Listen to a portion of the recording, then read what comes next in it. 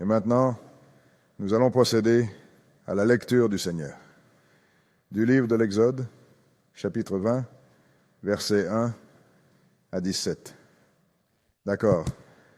Allez-y. Et Dieu prononça toutes ces paroles en disant, « Je suis le Seigneur ton Dieu qui t'ai fait sortir du pays d'Égypte, de la maison de servitude.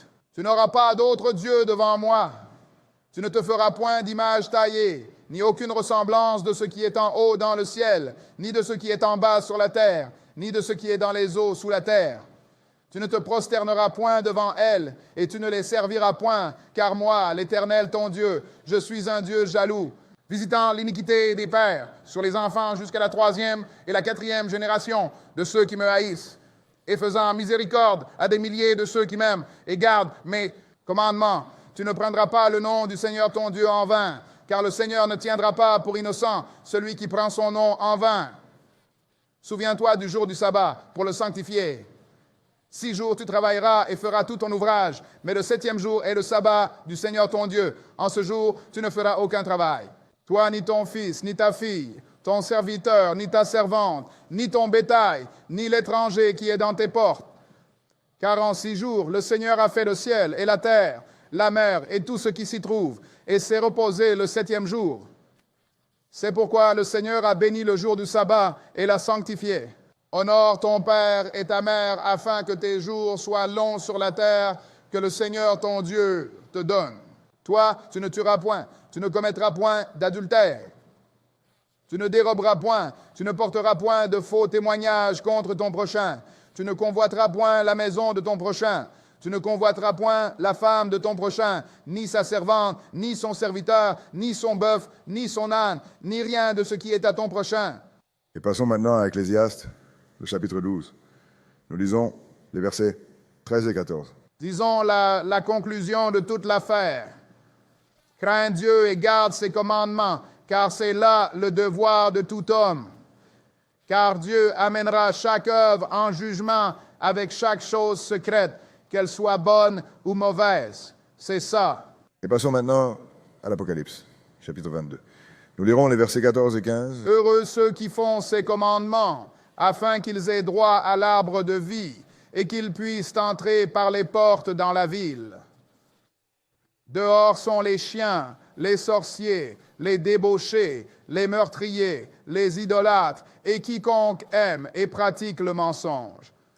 Nous voulons remercier Dieu pour la lecture du Seigneur, et quiconque vous dit que nous n'avons pas à respecter la loi essaie de vous tuer pour toujours. Oui, monsieur. Souviens-toi juste de cela.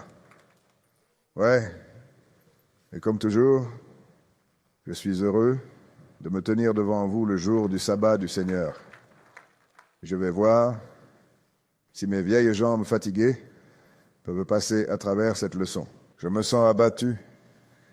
Eh bien, c'est une leçon, mes sœurs et frères, que le monde doit savoir. Parce que tout le monde pense que les gens qui sont morts et qui étaient bons, ils sont au paradis avec Dieu, volant dans le ciel. Et les gens mauvais, ils sont en enfer, en train d'être rôtis par Satan. Alors le Seigneur m'a inspiré à créer cette leçon avec le titre « Les morts, où sont-ils? Le paradis et l'enfer, ou la tombe. Les morts, où sont-ils? Le paradis et l'enfer, ou la tombe. » Cette leçon, sœurs et frères, défie la plupart des enseignements sur cette planète. Parce qu'ils s'en moquent, peu importe où vous allez, les gens essaient de vous envoyer au paradis, sœurs et frères. Si vous vous considérez comme un chrétien, vous devez aller au paradis. Ils disent que si vous êtes musulman, vous aurez vos 7 épouses au paradis.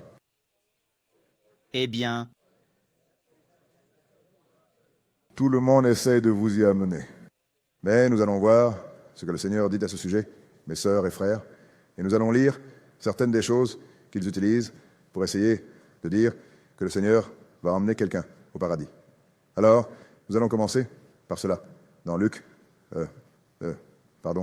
Luc, le 23e chapitre. Luc, chapitre 23. Et nous allons prendre notre temps pour parcourir cela. J'ai mon petit frère qui est ministre baptiste à Kansas City. Et nous pouvons parler, nous n'avons aucun problème. Puis quand nous aurons terminé, il dira, eh bien, vous savez, quand nous serons au paradis. Je ne dis rien, c'est juste que c'est ancré en vous. Vous savez, c'est quelque chose, vous savez, je suis un grand lecteur, mes frères et sœurs. Je veux dire, je suis un grand lecteur. Je lis tout. Et je lisais comment l'Église catholique est devenue aussi mauvaise. Doctrine. À tout le monde. Parce qu'à cette époque, quand ils ont commencé, les seules personnes vraiment éduquées étaient les prêtres. Alors, ils pouvaient vous enseigner quelque chose, vous n'aviez pas d'éducation, vous étiez ignorant, vous ne pouviez pas le lire, donc vous ne pouviez pas contester. Et puis, ils vous ont persuadé que c'est la parole du prêtre qui fait la différence. Pas le mot de la Bible qui est la parole de Dieu. Et ils utilisent de petites choses pour vous dérouter. Nous allons commencer par un exemple qu'ils utilisent pour vous faire croire que Jésus a emmené quelqu'un au paradis, le voleur. Nous allons commencer cela dans le Lévitique, chapitre 23. Nous allons commencer à lire au verset 33. Louez son saint nom. Je suis désolé, Luc. Je ne sais pas pourquoi j'ai Lévitique en tête. Bon sang. Peut-être parce que ce sont les grandes fêtes. Hein. Eh bien, je te Lévitique demain, alors. Luc, chapitre 23, et nous allons lire le verset 33. Lis-le. Et quand ils furent arrivés au lieu, appelé Calvaire, ils le crucifièrent. Et les malfaiteurs, l'un à sa droite, l'autre à sa gauche. Maintenant, quand Jésus a été crucifié, il y avait 2 voleurs sur la croix. Un à sa droite et un à sa gauche. Allez-y, et lisez. Maintenant, descendez, frères, au verset 39. Verset 39. Et allez-y. Et l'un des malfaiteurs qui était pendu l'injuriait, disant, si tu es le Christ, sauve-toi toi-même et nous. Vas-y.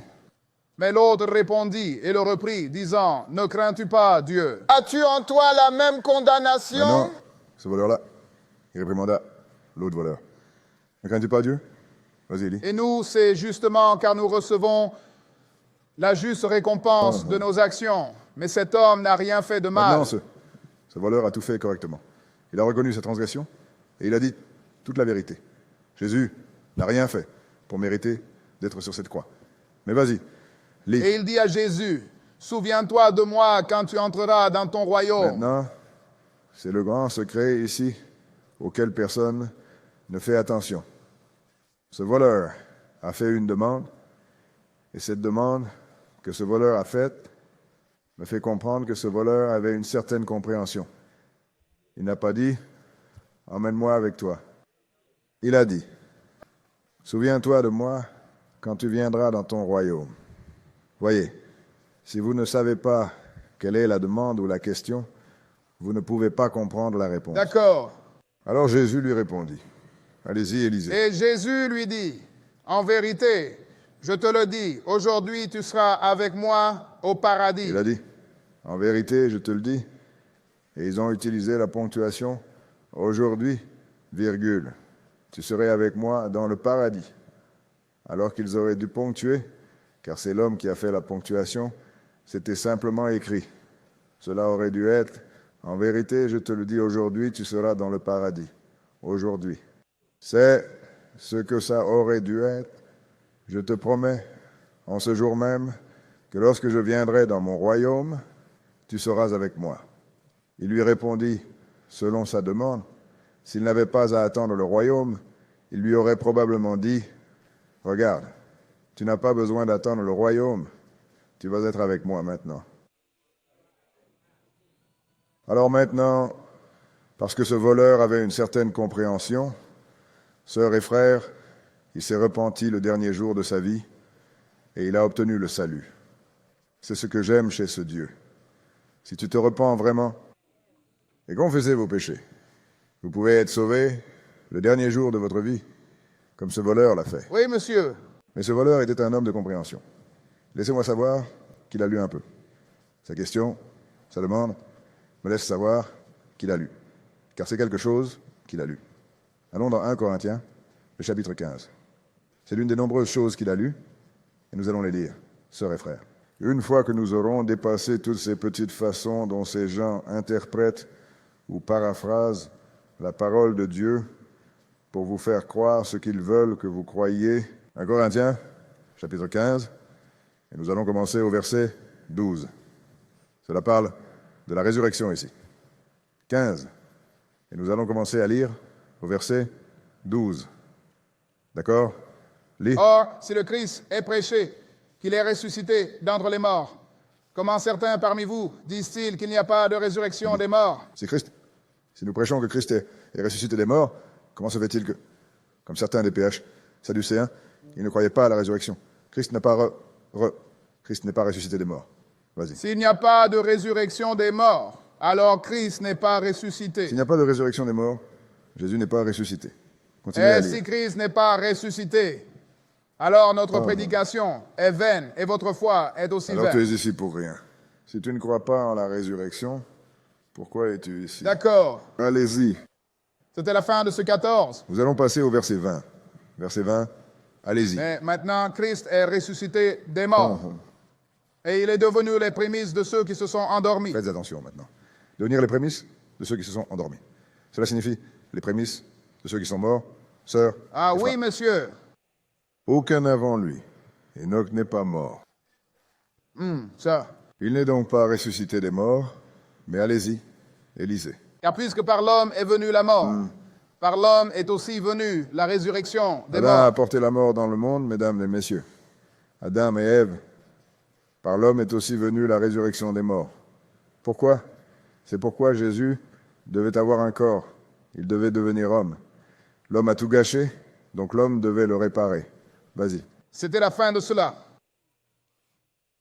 Nous allons vous montrer, mes frères et sœurs, comment cela fonctionne. Par l'homme est venue la résurrection des morts. Qui a apporté cela? Jésus, mes frères et sœurs. Alors ce voleur, il avait une compréhension. C'est pourquoi il a dit, « Souviens-toi de moi quand je viendrai dans ton royaume. » Maintenant, allons à Matthieu, le 17e chapitre, parce que nous allons arriver à la conclusion de cela. Nous allons aller au fond de cela.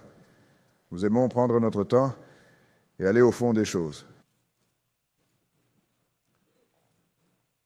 Matthieu, chapitre 17.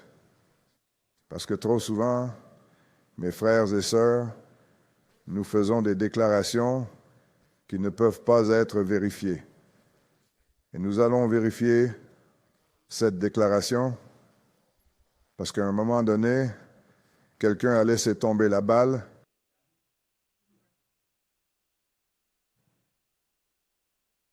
Tout comme je viens presque de lâcher la balle. Retournons à première épître aux Corinthiens, au chapitre 15, parce que je ne l'ai pas fini. Retournez à première épître aux Corinthiens, chapitre 15, et commencez maintenant au verset 20. Allez-y, lisez-le. Mais maintenant, Christ est ressuscité des morts Mais maintenant, Christ est ressuscité des morts. Allez-y. Et lisez. et devenir les prémices de ceux qui restent. Allez-y. Car puisque par l'homme est venue la mort, par l'homme est aussi venue la résurrection des morts. Puisque par un homme est venue la mort, par un homme est aussi venue la résurrection des morts. Vas-y. Car comme en Adam, tous meurent. Comme en Adam, tous meurent. Même Allez-y. ainsi, en Christ, tous seront rendus vivants. Hein, comment cela va-t-il se faire? Vas-y, Mais Élie. chacun dans son propre ordre. C'est ce que j'ai laissé de côté. Mais chacun dans son propre ordre. Christ, Vas-y. les prémices. Christ. Les prémices. Ensuite, ceux qui sont au Christ à son avènement. Ensuite, ceux qui sont à Christ, à son avènement. Oui, monsieur. Jésus est-il ici? Non, non. Cela signifie que le voleur est encore là. N'est-ce pas Oui, correct? monsieur. Ensuite, ceux qui appartiennent à Christ lors de sa venue, mes frères et sœurs. dont le voleur le savait. C'est pourquoi il a fait la demande. Souviens-toi de moi quand tu viendras dans ton royaume, et il ne viendra pas dans son royaume avant qu'il ne vienne. Alors, le voleur avait un avantage sur cette affaire, mes frères et sœurs. Au moins, il avait lu. Ouais. Et je peux dire, en ayant une conversation avec une personne, quand il s'agit de la Bible, à la façon dont elle parle, je peux dire quand une personne a lu ce livre. Et je peux dire quand une personne n'a pas lu ce livre. C'est pourquoi j'écoute les gens quand ils veulent traiter de la parole de Dieu, pour voir où ils en sont. Ensuite, cela me permet de savoir à quel niveau je dois enseigner ces personnes. Mais maintenant, regardons quelque chose ici. Allons dans Matthieu, le 17e chapitre, parce que je veux vous informer de certaines choses, que ce sont les choses que les gens utilisent pour essayer de vous faire entrer au paradis. Vous voyez, je n'aime pas seulement lire le livre, montrer pourquoi vous n'y êtes pas. Je veux vous montrer où l'erreur a été commise. Donc, quand une personne voit où l'erreur a été faite, il est alors plus facile pour elle de comprendre la vérité quand vous la lui montrez. Nous allons donc regarder le chapitre 17 de Matthieu. Et quand des erreurs sont faites, vous ne lisez pas tout comme je viens presque d'en faire une, d'accord ? 17. Et nous allons commencer à lire au verset 1. Matthieu 17 et 1. D'accord ? Lis-le. Et après 6 jours, Jésus prend Pierre, Jacques et Jean, son frère, et les emmène sur une haute montagne à l'écart. Et il l'a emmené sur une haute montagne à l'écart. Et il fut transfiguré devant eux. Allez-y.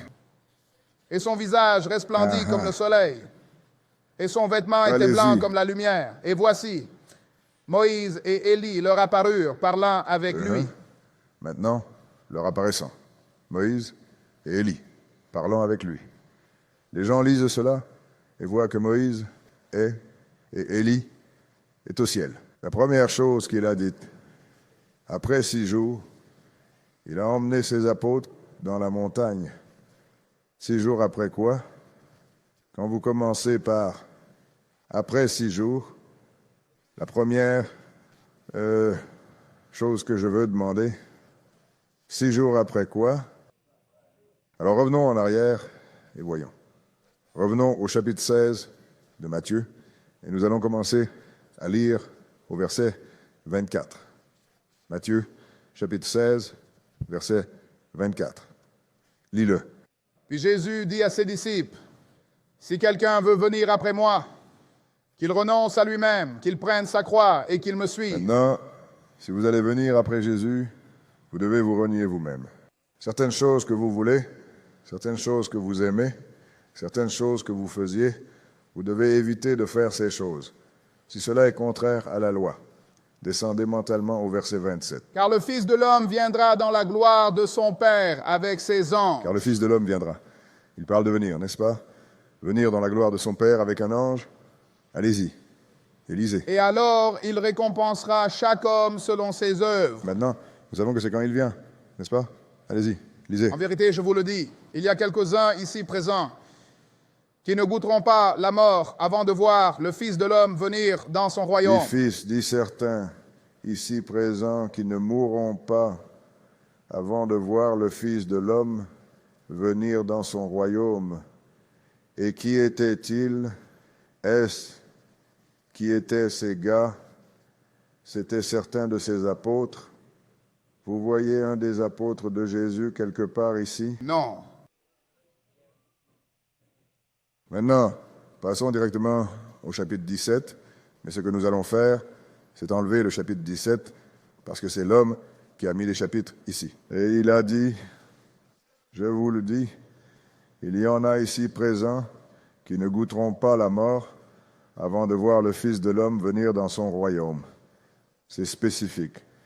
Passez au chapitre 17 et faites comme si vous lisiez le verset 29 maintenant.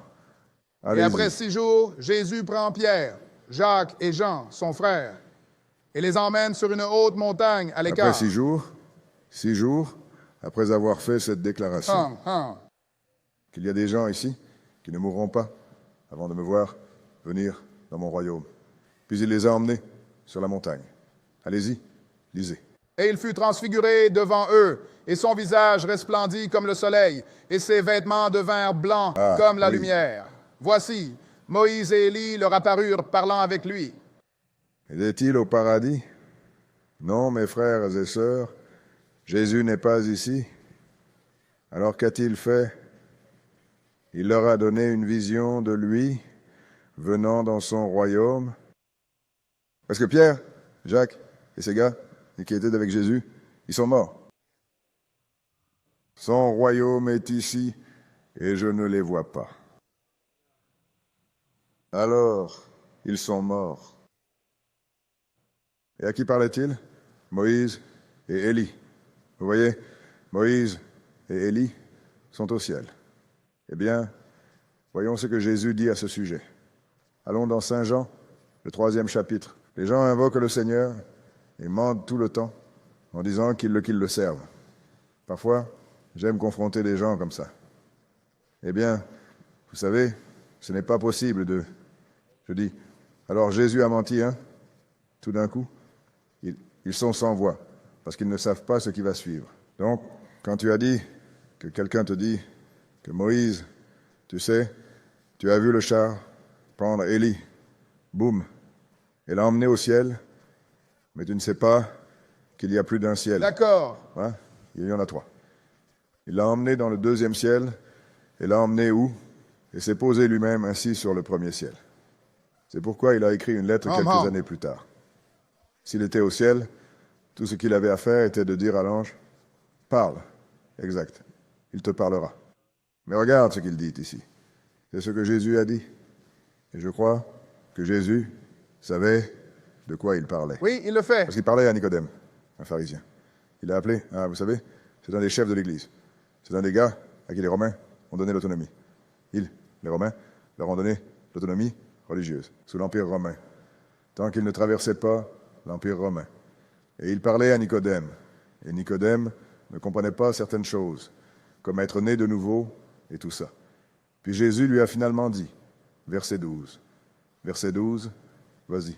Si je vous ai dit des choses terrestres et que vous ne croyez pas, comment Allez-y. dites-vous croire si je vous parle de choses célestes? Si je vous parle de choses terrestres que vous ne pouvez pas croire, comment? Est-ce que je pense que vous allez comprendre les choses célestes? Puis il a partagé une connaissance ici. Allez-y. Et Lisez. aucun homme n'a jamais péché jusqu'au ciel, hormis celui qui est descendu d'avoir, même le Fils de l'homme qui est au ciel. Comment absolu est aucun homme? Absolu. Alors maintenant, Moïse et Élie étaient bien avant Jésus, n'est-ce pas? Moïse et Élie n'étaient-ils pas des hommes? Par conséquent, il n'y a qu'une chose raisonnable à dire. Moïse et Élie sont toujours morts et tous les apôtres sont toujours morts. Pourquoi? Parce que Jésus n'est pas venu. Puis il a dit, Jésus, les prémices. C'est ça. Et ceux qui sont les talons à son commentaire, tu penses que les apôtres ne sont pas des talons? Tu penses que Moïse et Élie ne sont pas des talons? Et il vous a fait savoir que ce voleur est devenu traître. Mais ils sont morts, sœurs et frères. S'ils ne sont pas morts, alors Jésus vient de mentir. Êtes-vous d'accord avec moi ici? Oui? Oui, monsieur? Vous savez pourquoi vous êtes d'accord avec moi? Parce que vous venez de le lire de vos propres yeux. C'est exact. Personne ne peut vous l'enlever, mes sœurs et frères. Allons voir un autre passage. Ils veulent mettre quelqu'un au paradis et en enfer. Tska, tska, tsk. Allons dans Luc, le 16e chapitre. Je vous le dis simplement. Je vous emmène dans tous ces endroits, les personnages préférés, où ils essaient de faire monter des gens au paradis, sœurs et frères. Luke 16. Et nous allons commencer à lire au verset 19, Luc 16, verset 19. D'accord? Vas-y. Il y avait un homme riche qui s'habillait de pourpre et de fin lin et festoyait somptueusement chaque jour. Il y avait un certain mendiant nommé Lazare qui était couché à son portail, couvert d'ulcères, et désirant se nourrir des miettes qui tombaient de la table du riche, car les chiens venaient lécher ses ulcères. Alors nous avons le riche qui se portait bien. Et Lazare, le pauvre, mangeait. Hein? ces miettes de la table du riche. Allez-y, lisez. Oui. Et il arriva que le mendiant mourut et fut porté par les anges dans le sein Eh d'Abraham. ben, c'est 100% du business. Le mendiant est mort et il a été porté par les anges dans le sein d'Abraham. C'est tout. Ça, c'est presque comme... ça me fait penser à quoi?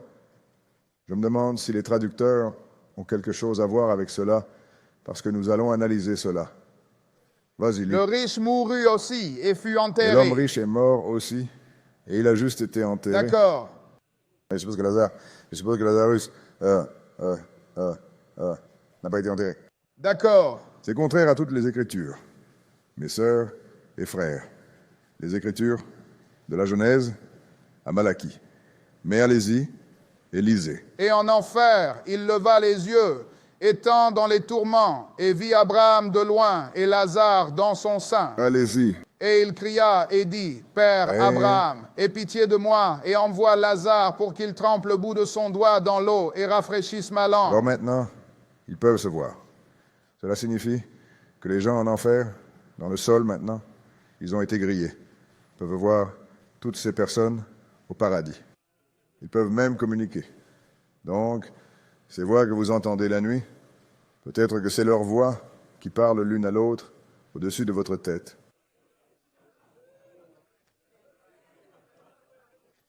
Je veux juste que tu fasses attention à ça. Vas-y. Car je suis tourmenté dans cette flamme. Mais Abraham répondit, Fils, souviens-toi que durant ta vie, tu as reçu de bonnes choses, et de même Lazare des maux. Mais maintenant, il est consolé, Allez-y. bien que je le tourmente. Allez-y. Et en plus de tout cela, entre nous et vous, il y a un grand abîme, de sorte que ceux qui voudraient passer d'ici à là ne peuvent pas, ni ceux qui veulent venir de là vers nous ne le peuvent. Il y a donc un grand gouffre. Ils ne doivent pas savoir ce qui se passe. Parce que si vous êtes dans le sol, il y a de la terre entre nous. Il y a un grand espace entre nous. Il y a un soleil et une lune entre nous. Il y a même un plan d'eau au-dessus du soleil et de la lune, oui, et des étoiles entre nous. Si vous avez simplement dit cela, alors nous aurions compris davantage, n'est-ce pas? Au lieu de simplement un fossé. Mais allez-y et lisez. Puis il dit, je te prie donc, Père, d'envoyer Lazare dans la maison de mon Père, Ouais. car j'ai 5 frères pour qu'ils puissent leur témoigner, Allez-y. de peur qu'eux aussi ne viennent dans ce lieu de tourment. Et Abraham lui répondit, ils ont Moïse et les prophètes, qu'ils les écoutent. Maintenant, il n'a rien dit sur Matthieu et l'Apocalypse, n'est-ce pas? Parce qu'à cette époque, il n'avait rien d'autre que les Écritures. Les pros et les Écritures vont de la Genèse à Malachie. Il a dit, ils ont Moïse et les prophètes, qu'ils l'écoutent. Je vais vous dire quelque chose, mes sœurs et frères. Tout ce qui a été écrit par Moïse et les prophètes a également été écrit par les apôtres. C'est pourquoi c'est appelé un témoignage. Ancien livre. Témoignage de Genèse à Malachie. Ou prophétie, plutôt. La loi, plutôt. La loi de la Genèse à Malachie. Le témoignage de Matthieu à l'Apocalypse. Et Isaïe dit, faites avec la loi et le témoignage. Alors maintenant, tu n'as entendu personne, tu n'as rien vu, mais nous allons te montrer. Quand le Seigneur fera exister le lac de feu, des gens de chair et de sang, comme toi et moi, pourront y jeter un œil et voir qui s'y trouve. Nous pourrons le voir de nos propres yeux. Et si cela se passait en ce moment, nous pourrions le voir. Et nous saurons où nous devons aller pour le voir.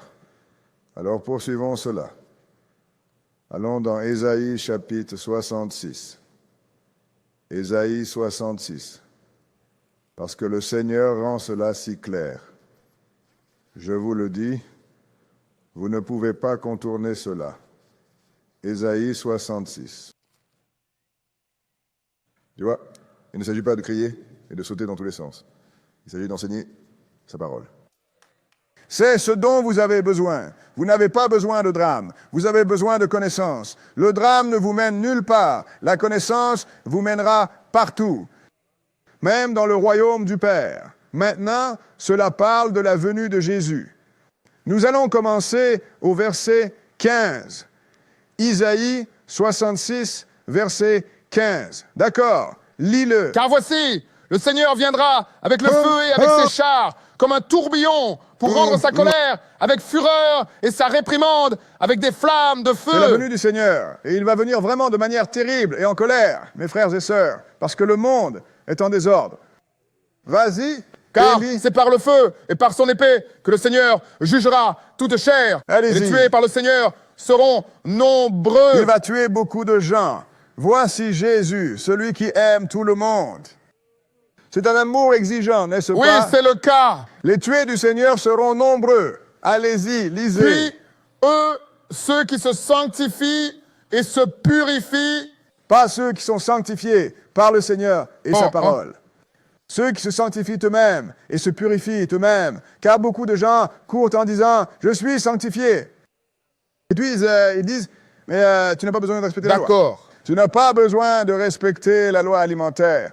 Mais je suis sanctifié. » Mais il a dit « Et ceux qui se sanctifient et se purifient eux-mêmes. » Vas-y. Dans les jardins, derrière un arbre, au milieu. Qu'est-ce qui était au milieu de ce jardin? Satan. L'arbre de la connaissance du bien et du mal. Allez-y, À lisez. manger la chair de porc, et l'abomination et la souris seront consumées ensemble, dit le Seigneur. Et quand vous dites aux gens, vous ne devez pas manger ces sortes d'animaux, ils s'en Oui, refusent. ils le font. Mais vous devez leur dire. Vous savez pourquoi? Parce que le Seigneur a dit, les sentinelles doivent avertir le peuple de sa part. Allez-y, et lisez. Car je connais leurs œuvres Uh-huh. et leurs pensées. Cela arrivera, et il arrivera que je rassemblerai toutes les nations et les langues, et elles viendront et verront ma gloire. Cela signifie donc que vous parlez de chair et de sang, alors, n'est-ce pas?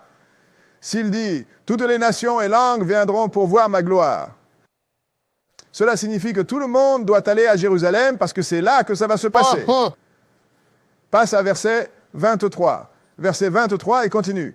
Et il Vas-y. arrivera que d'une nouvelle lune à une autre, et d'un sabbat à un autre, toute chair Allez-y. viendra pour se prosterner devant moi, dit le Seigneur. Cela signifie que tout le monde doit aller à Jérusalem, tôt ou tard, pour adorer devant le Seigneur, mes sœurs et frères, tout comme ils vont à Rome maintenant. D'accord. Mais il a dit, vous devez venir me voir. Maintenant, quand vous venez, voyons ce que vous allez trouver là-bas. Allez-y et lisez. Et ils sortiront et verront les cadavres des hommes qui ont péché contre moi. C'est à Jérusalem. Ils vont regarder les carcasses des hommes qui ont transgressé contre moi. Allez-y et lisez. Car leur ver ne mourra pas. Car leur ver ne mourra pas. Leur feu ne devrait pas non plus être Et le éteint. feu ne s'éteindra pas. Vas-y et lis. Et ils seront un objet de répulsion pour toute chair. Le Seigneur nous a fait savoir. Nous savons juste l'enfer. Satan en train de brûler.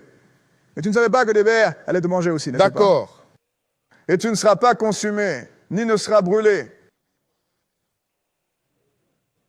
Mais il a dit, toute chair, n'est-ce pas?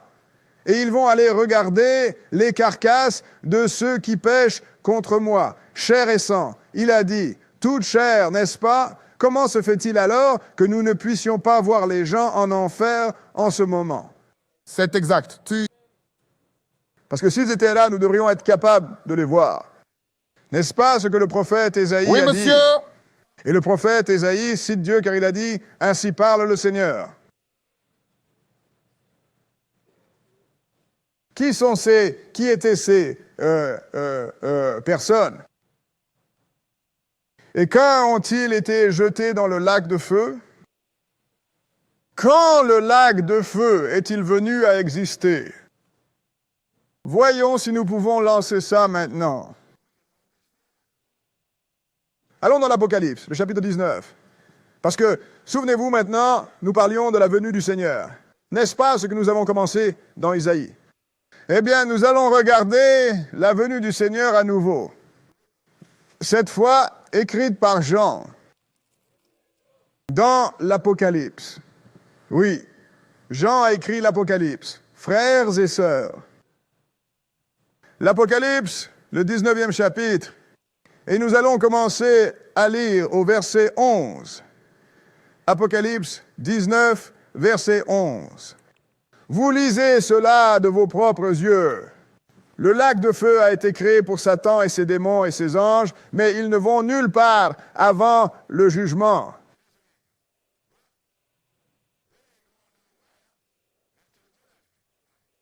Mais maintenant, voici le Seigneur, verset 11. Allez-y, et lisez. Et j'ai vu le ciel ouvert, et voici un cheval blanc, et celui qui était assis dessus s'appelait Fidèle et Vrai. Oui, c'est ça. Et en justice, il juge et fait la guerre. Maintenant, ce cheval blanc, celui-ci, c'est Jésus. Avec justice, il juge et fait la guerre. Personne ne parle jamais de cette partie de Non, Jésus. ils ne le font Allez-y, pas. et lisez. Ses yeux étaient comme une flamme de feu, et sur sa tête, il y avait de nombreuses Allez-y. couronnes. Et il avait un nom écrit que nul ne connaissait, Allez-y. sauf lui-même. Et il était vêtu d'une robe trempée de sang. Mhm. Et son nom est appelé la parole de Dieu. N'est-ce pas Jésus, appelé la parole, dit un vêtement trempé dans le sang, parce qu'en Isaïe, il est dit, et les tués par le Seigneur seront nombreux. Sans de qui? Sans des gens qui vont venir à lui. Vient-il seul? Allez-y. Et les armées qui étaient dans le ciel le suivaient sur des chevaux blancs, vêtus de fin lin, blanc et pur. Armée du ciel, sortant les anges, mesdames et messieurs. Maintenant, il voit Jésus venir. Le ciel se déroulant comme un parchemin, le voilà. Vous voyez ce que le chef de l'Union européenne va faire? C'est appeler la bête. Vous savez qu'ils ont une femme là-bas avec en ce moment. Oui, ils le Le président de l'Union européenne. J'ai failli tomber de ma chaise. Mais ça me fait savoir qu'elle n'est pas le chef final, mes frères et sœurs. Parce que la Bible a dit lui, ça n'a pas dit elle. Voyons maintenant ce que le leader de l'Union européenne et les rois de la terre vont faire. Passez au verset 19. Verset 19. Et allez-y. Et je vis la bête et les rois de la terre et leurs armées rassemblés pour faire la guerre contre celui qui était assis sur le cheval et contre ses armées. Il a dit, et les rois de la Ensuite- terre. Maintenant, tout le monde va avoir un rôle dans cette bataille. C'est la 3e guerre mondiale. Et ils sont venus et ils vont combattre contre Jésus. Allez-y et lisez. Et la bête fut prise. Ça, c'est le chef de l'Union européenne. Continuez à Et lire. avec lui, le faux C'est prophète. papa là-bas à Rome maintenant. Vas-y. Oui, monsieur, qui a accompli des miracles devant lui, Oh, par oh. lesquels il a séduit ceux qui avaient reçu la marque de la bête et ceux qui adoraient son image. Maintenant, vois-tu, parce que le pape va avertir qu'il va faire des miracles. Ils vont faire une statue d'une bête, peut-être ressemblant à celle qui est sur la couverture des 4 roues du ciel. Et ce type va faire marcher et parler cette bête. C'est ce qui va surprendre le monde. Il pense que c'est une sorte d'ordinateur. Tu ne peux tromper personne avec un ordinateur. Les enfants âgés de 4 ou 5 ans, ils utilisent des ordinateurs. D'accord. Il va littéralement faire une statue et il va faire que cette statue marche et parle. Alors, la bête fut prise et avec elle, le faux prophète qui fit des miracles devant elle. Vas-y et lis. Ils furent tous deux jetés vivants dans un lac de feu brûlant avec du Ces soufre. deux-là furent jetés vivants dans les temps de feu. Enflammés de soufre. Ce sont les 2 gars que tu vas voir après le retour du Seigneur. Parce que personne n'est dans le lac de feu. Et personne ne sera dans le lac de feu avant la venue de Jésus. Et il va attraper ces 2 gars. Il ne va pas jeter leurs armées là-dedans. Parce qu'ils sont tous conduits et probablement trompés. Alors, ils devront passer par le jugement, même s'il ne va pas les tuer. Mais ces gars-là, cela vous montre qu'ils étaient mauvais par le fait qu'ils connaissaient la vérité et l'ont nié. Parce que le Seigneur vous dit dans Hébreux, le chapitre 10,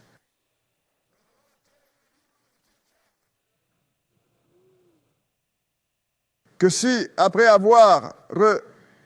vous péchez, après avoir reçu la vérité, le lac de feu est la seule chose à attendre. Donc ces 2 gars ont été jetés vivants dans le lac de feu. Alors maintenant, qu'est-ce que cela nous dit? Qu'il n'existe pas de lac de feu actuellement, n'est-ce pas? Parce que s'il existait, on pourrait aller le voir. Et ça parlait de ces 2-là. Ça n'a rien dit à propos de l'homme riche, n'est-ce pas? Parce qu'il ne va nulle part jusqu'au jugement du grand trône blanc, mes sœurs et frères.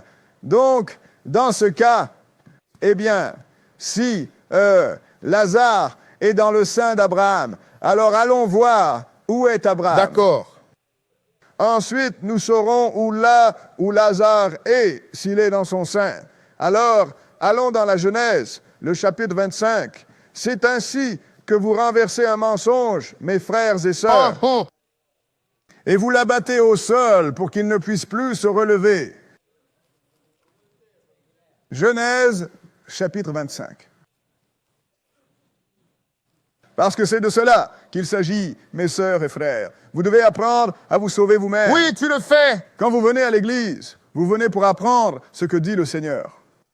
Si vous allez à l'église et que vous n'apprenez pas ce que dit le Seigneur, vous perdez votre temps. Tu l'as fait. C'est pourquoi, quand Jésus viendra, beaucoup de gens diront « Oh Seigneur, nous avons guéri les malades en ton nom, et nous avons nourri les affamés en ton nom, et nous avons fait beaucoup de bonnes œuvres en ton nom. » C'est alors que les livres disent qu'il va confesser « Éloignez-vous de moi, vous qui commettez l'iniquité. Je ne vous ai jamais connu. » Comment est-ce possible? Ils ont invoqué son nom, mais Jésus vous a dit qu'ils allaient faire cela pour en tromper beaucoup. Juste parce que tu invoques le nom, ça ne veut pas dire que tu as raison. Nous devons comprendre cela, sœurs et frères. Maintenant, voyons ce qui est arrivé à Abraham. Genèse 25, et commencez à lire au verset 7. Genèse 25, 7. Vas-y, et lis. Et ce sont les jours des années de la vie d'Abraham qu'il a vécu 175 ans. Ouh, ça c'est un bon 3. Ça fait combien? 175 ans? 175. Si je savais que j'allais vivre aussi longtemps, cela signifie que je savais que je ne mourrais pas. Je serais transformé lors de la première résurrection. Oui, oui. Parce que cette chose est juste au coin de la rue. Oui, c'est ça. Mais allez-y, Élisée. Puis Abraham rendit l'âme et mourut en bonne vieillesse, âgé et rassasié de jours. Et il fut réuni à son peuple. Il fut réuni à son peuple. Qu'est-ce que ça signifie? Vas-y. Et ses fils Isaac et Ismaël l'enterrèrent dans la grotte de Macpéla. Oh, ils l'ont enterré. Tu veux dire, alors comment se fait-il que Lazare soit allé dans son sein? S'il l'a fait, alors ils ont mis Lazare en terre aussi, n'est-ce Oui, pas? ils l'ont fait. Termine ce verset. Vas-y. Dans le champ d'Ephron, fils de Tsoar, le Hittite, qui est devant Mamré. Alors, mes sœurs et frères, Abraham est mort et il a été enterré. On a dit que Lazare était dans le giron d'Abraham. Alors il est mort et enterré. N'est-ce pas correct? Alors qu'est-ce que cela pourrait être d'autre? Car Jésus a dit, aucun homme n'est allé au ciel, sauf celui qui est descendu. Alors qu'est-ce que cela pourrait être d'autre? D'accord. Jésus ne peut pas mentir, mes sœurs et mes frères. Alors, les gens vous disent, eh bien, vous savez, le corps meurt, mais l'esprit va au ciel. Et certains d'entre eux disent, l'âme va au paradis, elle ne meurt pas. Et je peux aller dans le chapitre 18 d'Ézéchiel où il est écrit, l'âme qui pêche, elle mourra. Mais vous ne le savez pas, parce que vous êtes un chrétien du Nouveau Testament. Vous ne le savez pas comme ça. Mais maintenant, mais vous savez, voyez, le corps meurt. Mais il est dit qu'Abraham est mort et a été réuni à son peuple. Cela signifie-t-il qu'il est allé au ciel? Cela ne le dit pas, n'est-ce pas? Non, ce n'était pas le cas. Cela a incité Salomon à poser une question. Allons dans l'Ecclésiaste, 3e chapitre.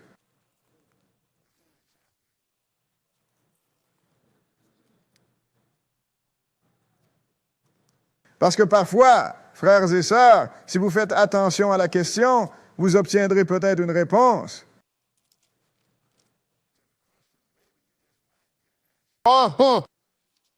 Ecclésiaste chapitre 3. Ecclésiaste chapitre 3.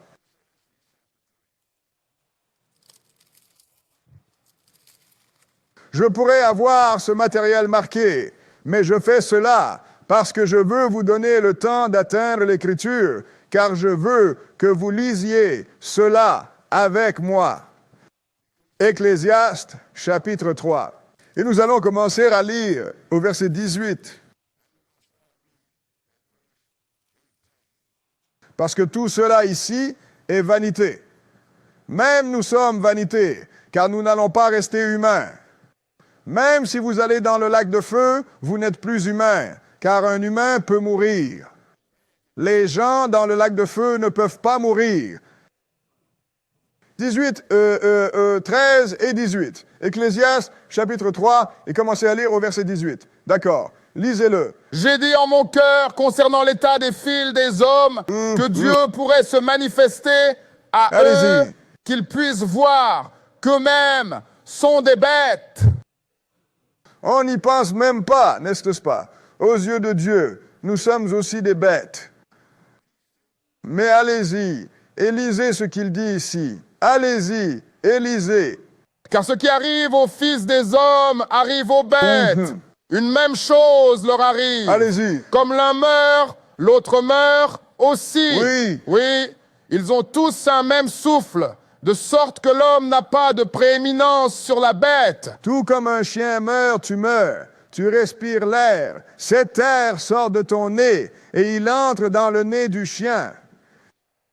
Et le cheval respire, expire, et ça entre dans ton nez. Parce que nous respirons le même air, frères et Oui, sœurs. nous le faisons. Allez-y, et lisez. Car tout est vanité. Tous vont au même Allez-y. endroit. Tous sont de la poussière et retournent à la poussière. Maintenant, quand vous mettez un homme, il meurt, ne le mettez-vous pas dans la Ouais. terre. Quand la bête meurt, ne la mettez-vous pas de la même manière. Oui, Ceux-là, tu ne les manges pas, mais ils finissent quand même dans le sol une fois qu'ils ont passé le processus de digestion. Allez, lis.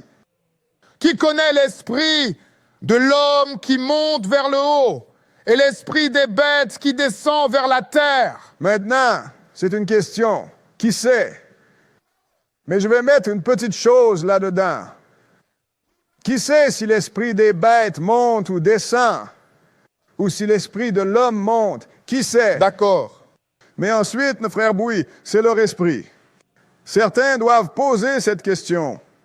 Parce que nous savons, parce que nous avons lu le livre.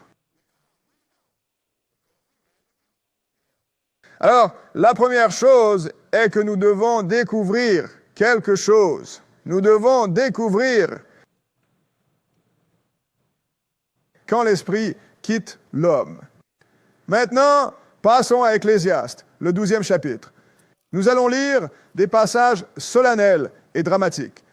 Je suppose que vous, quand vous écriviez « L'homme le plus sage du monde », vous avez beaucoup de déclarations dramatiques. Alors, nous allons en lire un peu juste pour arriver à notre point de départ. Ecclésiaste 12. Et nous allons lire un verset d'abord. 12 et 1. Allez-y et lisez. Rappelle-toi maintenant ton Créateur au jour de ta jeunesse, tandis que les mauvais jours ne viennent pas, ni les années n'approchent, où tu diras, je n'y prends aucun plaisir. Maintenant, en d'autres termes, souviens-toi de Dieu. De Dieu quand tu es jeune, quand tu peux sortir et rendre service. N'attends pas d'être trop vieux et de ne plus pouvoir le dire. Parce que plus rien ne fonctionne chez toi. D'accord. Maintenant, tout d'un coup, tu veux trouver Dieu. Il dit, souviens-toi de moi pour cela. Maintenant, je vais descendre au verset 5. Nous passons à travers ce drame et nous verrons de quoi nous parlons. Verset 5, vas-y et lis. Aussi, quand ils auront peur de ce qui est élevé, Allez-y. et la crainte sera en chemin, et l'amandier Allez-y. fleurira, et la sauterelle sera un fardeau, et le désir défaillera. Et le désir échouera. En d'autres termes, tout est un fardeau pour vous Oui. maintenant. Vas-y et lis. Car l'homme s'en va vers sa demeure Parce que éternelle, l'homme rentre dans sa maison, sa longue demeure. Allez-y. et les lisez. pleureurs parcourent la rue. Et les pleureurs parcourent la rue. Quand l'un de vos proches meurt, vous n'y allez pas. Et que devient ce corps? Descendez au verset 7 et lisez-le. Ensuite, la poussière retournera à la terre. Alors la poussière retournera à la terre. Vas-y. Comme c'était. Où c'était? Allez-y. Et l'esprit retournera à Dieu qui l'a donné. Je t'ai eu, frère Boyd. Je t'ai dit que j'avais un esprit en moi. Donc, le corps est retourné à la terre et est devenu poussière. Mais l'esprit est retourné à Dieu qui l'a donné. Avant de décider qu'il s'agit d'un tout petit individu en vous, examinons cela un Oui. peu. Nous le faisons. Allons dans Job, chapitre 27. Job, chapitre 27. Parce que nous ne sommes pas revenus à l'époque, mes sœurs et frères, où l'homme était ignorant. Tous ceux qui veulent le savoir peuvent le découvrir maintenant, parce que nous sommes une génération assez éduquée, mes sœurs et frères.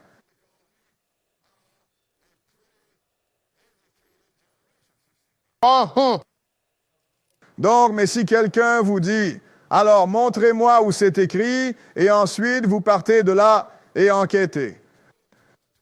Et nous enquêtons maintenant. Job chapitre 27.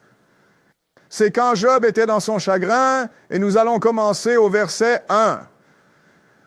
27 et 1. Job 27 et 1. D'accord, allez-y.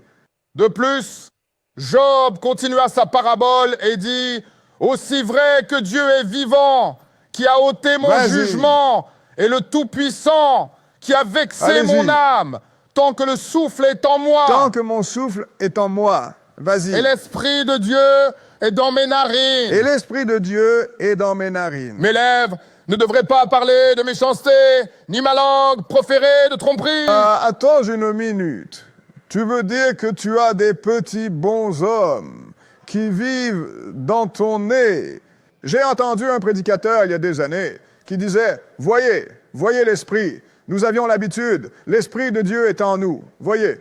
Mais voyez, il entre en nous par notre nez. Donc, ce petit individu qui vous maintient en mouvement jusqu'à ce que vous mouriez, votre corps retourne à la terre et retourne à Dieu.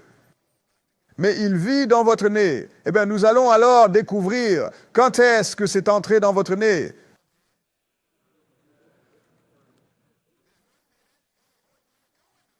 D'accord. Nous avions déjà la réponse à cet instant. Il est dit tout le temps que le souffle est en moi et l'Esprit de Dieu est dans mes narines. Comme le Seigneur dit, écoute, ô Israël, et fais attention, Jacob.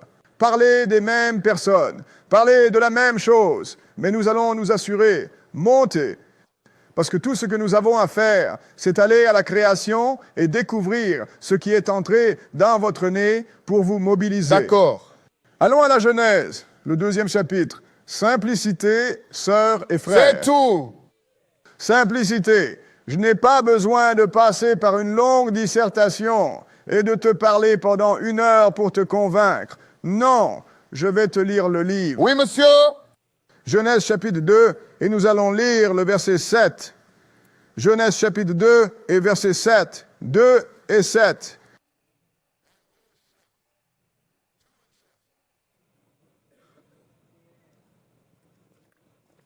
D'accord, lis-le.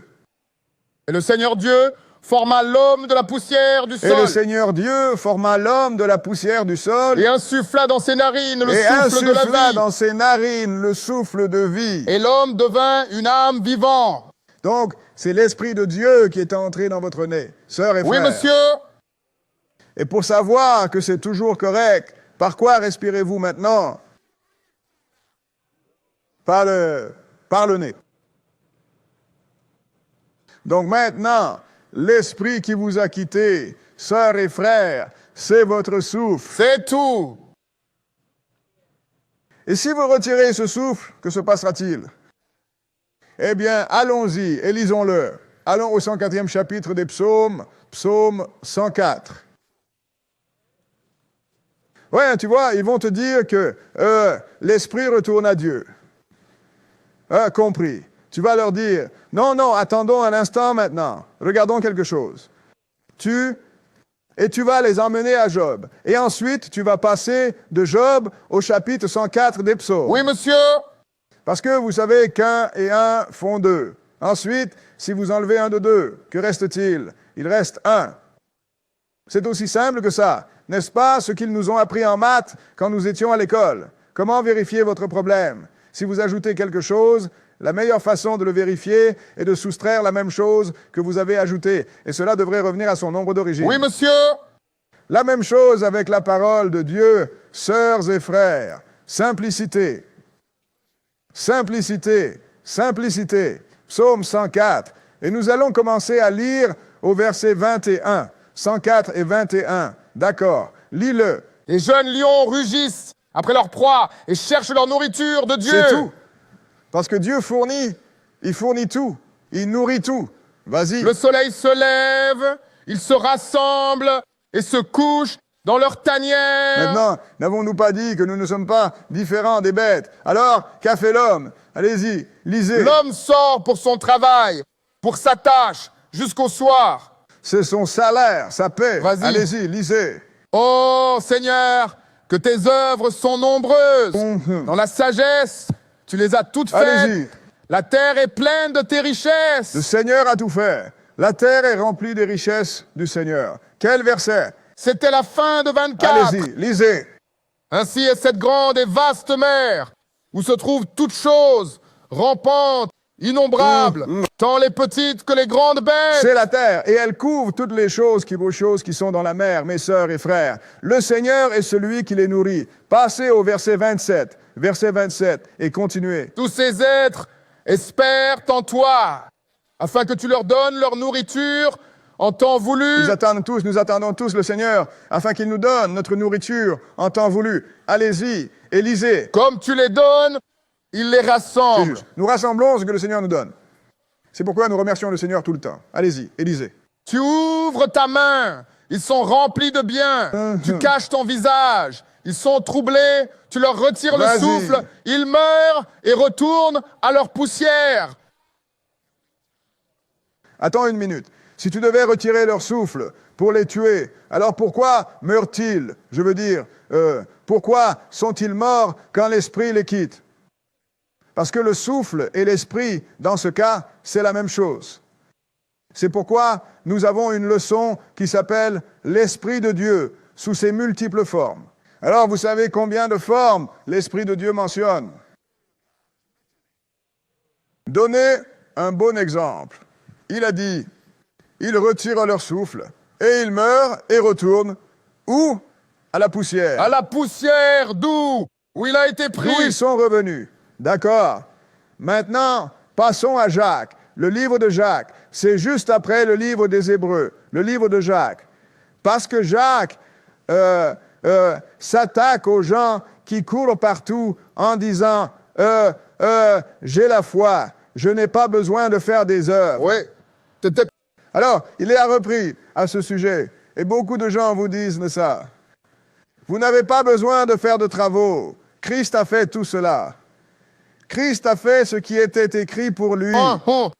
Et je pourrais vous lire cela. Il n'a pas fait ce que vous devez faire. Vos œuvres sont vos œuvres. Son œuvre était son œuvre. Donc voilà ce dont James parlait. James, le 2e chapitre, nous allons lire le verset 14. James 2 et 14. D'accord? Lis-le. À quoi cela sert-il, mes frères, qu'un homme dise avoir la foi s'il n'a pas les œuvres?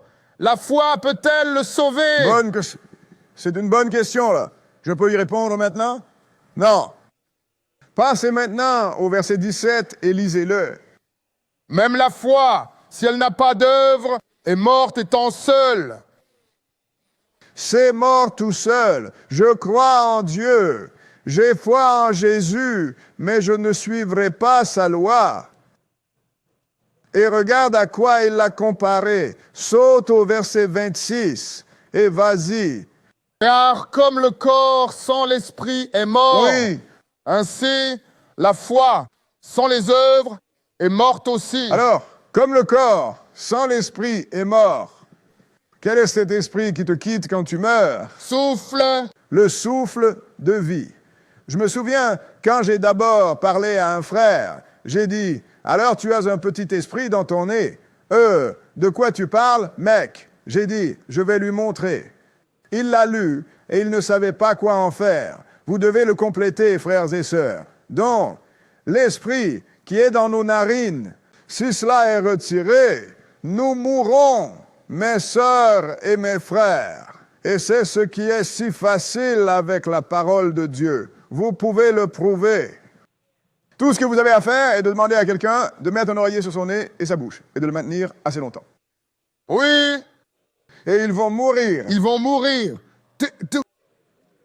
Ou bien vous prenez une personne vivante et vous vous asseyez simplement là. Ils peuvent retenir leur souffle. Au bout d'un moment, ils vont devoir respirer. N'est-ce pas correct? Ou bien vous pouvez aller au salon funéraire le plus proche, aller à la morgue. Et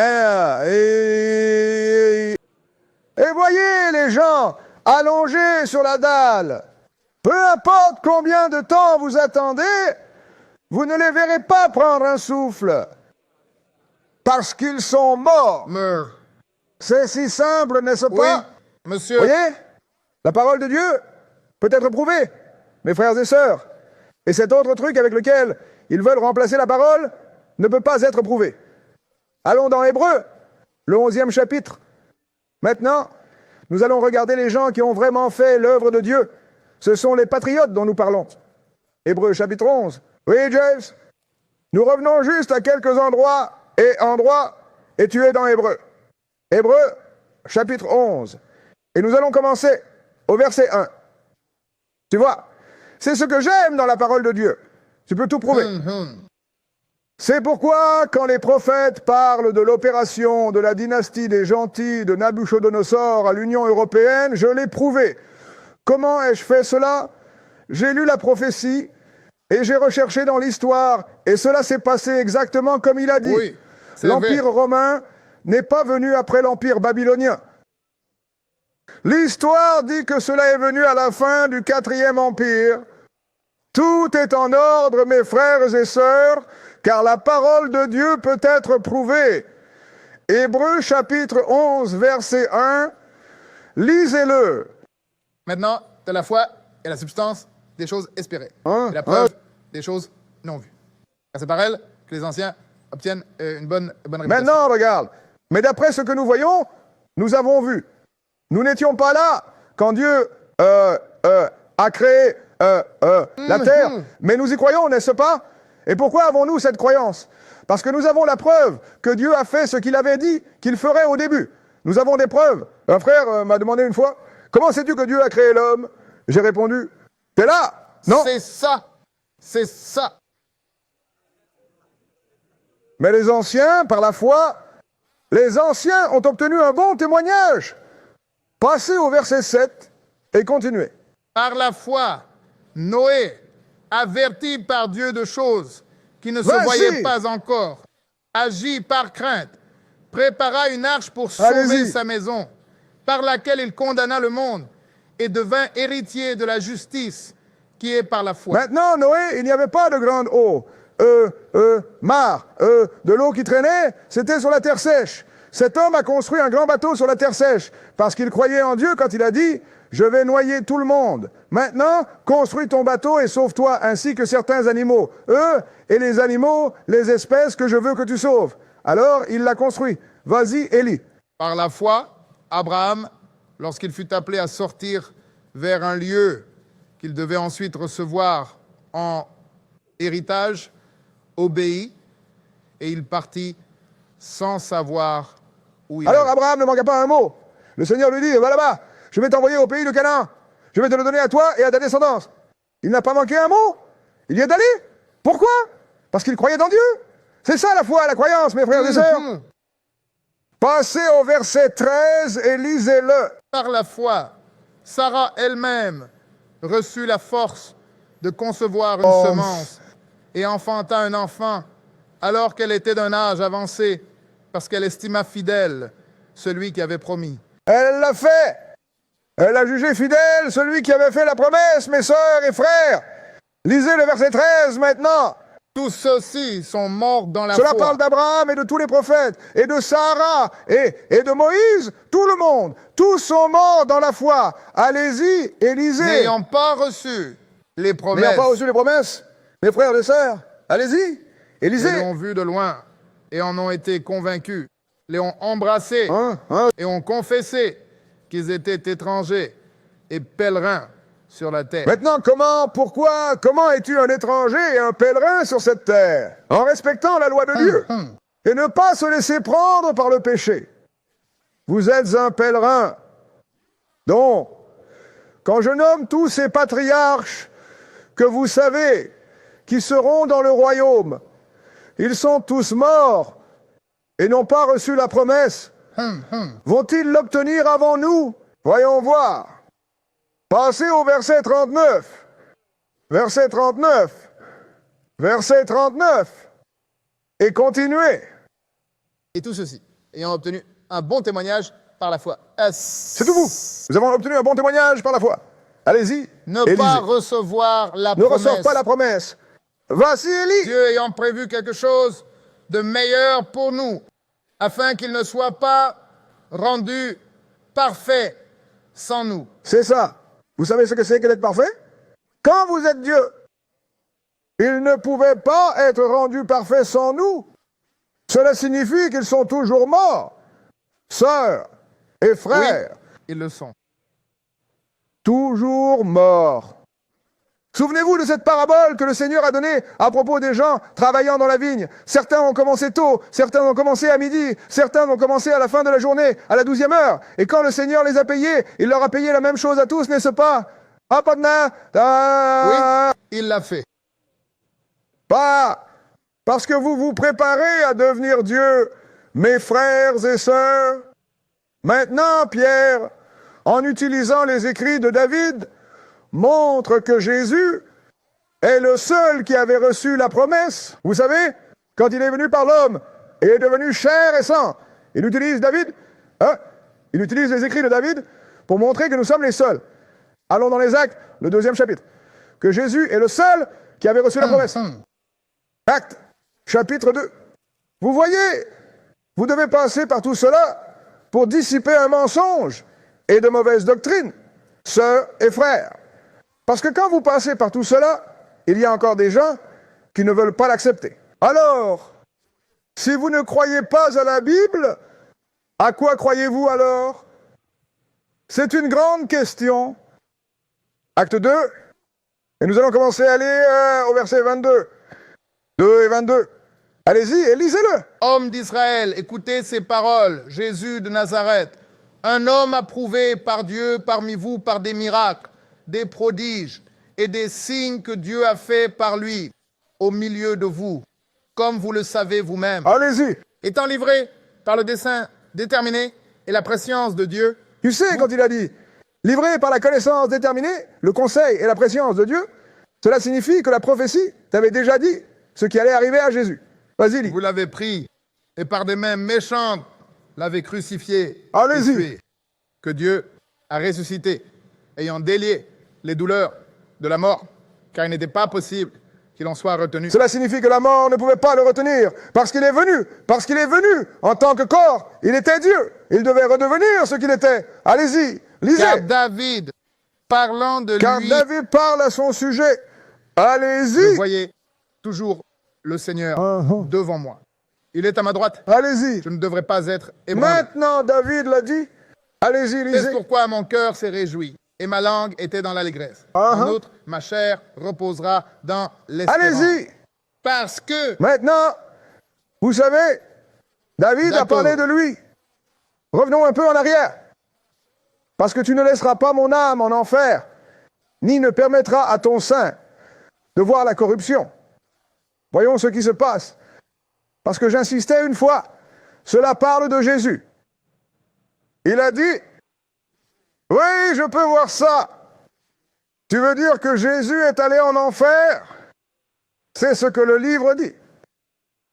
J'ai dit, c'est parce que tu n'en as pas assez lu. Nous reviendrons ici, mais poursuivons un peu cela. Allons dans les psaumes, chapitre 16. Parce qu'il a cité que David a dit, tu ne laisseras pas mon âme en enfer. N'est-ce pas ce que nous venons de lire? Allons dans le psaume 16. Parce qu'il a dit, tu ne laisseras pas mon âme en enfer, ni ne permettras que ton sein voie la corruption. Il a cité ce que David a écrit, mes frères et sœurs. Psaume chapitre 16. Psaume chapitre 16.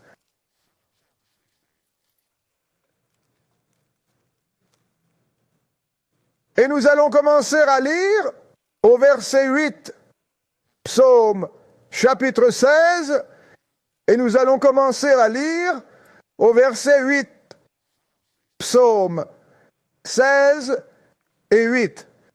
D'accord, vas-y.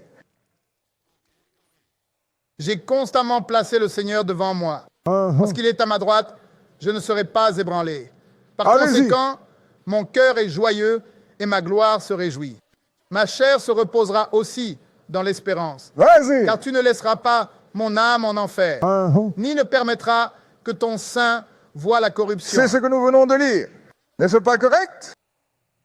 Tu ne laisseras pas mon âme en enfer, et tu ne permettras pas que ton sein subisse la corruption. Qui est le Saint d'Israël? Vas-y, Élie. Tu me montreras le chemin de la vie. Allez-y. Dans ta présence est la plénitude Allez-y. de la joie. À ta droite, il y a des plaisirs pour toujours. Alors, tu vas me ramener, et je vais m'asseoir à ta droite. Mais il a dit, tu ne laisseras pas mon âme en enfer. Voyons, quel enfer est-ce? Voyez, l'enfer est un état ou une condition, mes sœurs et frères. Et ici, cet enfer a été traduit du mot Sheol. Et voyons ce que c'est. Passons directement au 30e chapitre des psaumes. Psaume 30. Et nous allons voir ce qui s'est passé quand il l'a fait sortir de l'enfer. Comment appelle-t-on cela? Chapitre 30 des psaumes. Et nous allons commencer à lire au verset 1. Chapitre 30 des psaumes. Et verset 1. 31.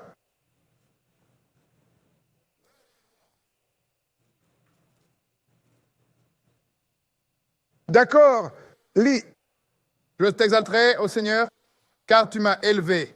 Et Allez-y. tu as fait en sorte que mes ennemis se réjouissent de moi. Allez-y.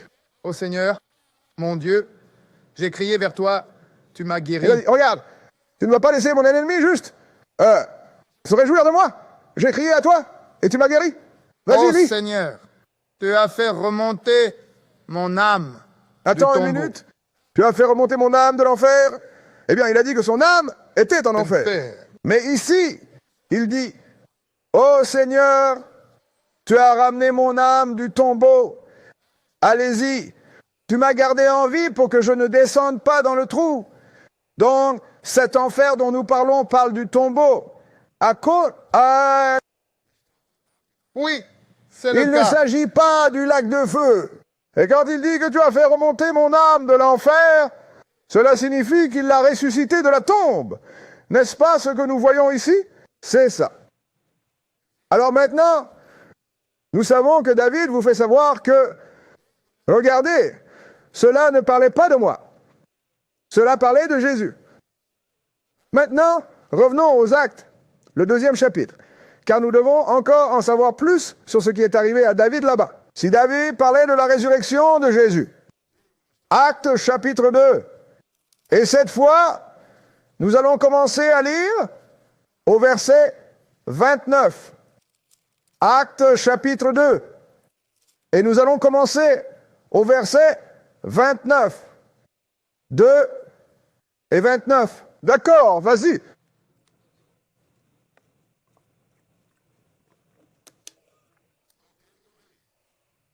Hommes et frères, permettez-moi de vous parler librement du patriarche David. Il est Allez-y. à la fois mort et enterré, et que son sépulcre est avec nous jusqu'à ce Attendez une minute. Il est mort et enterré. Et son sépulcre est avec nous aujourd'hui.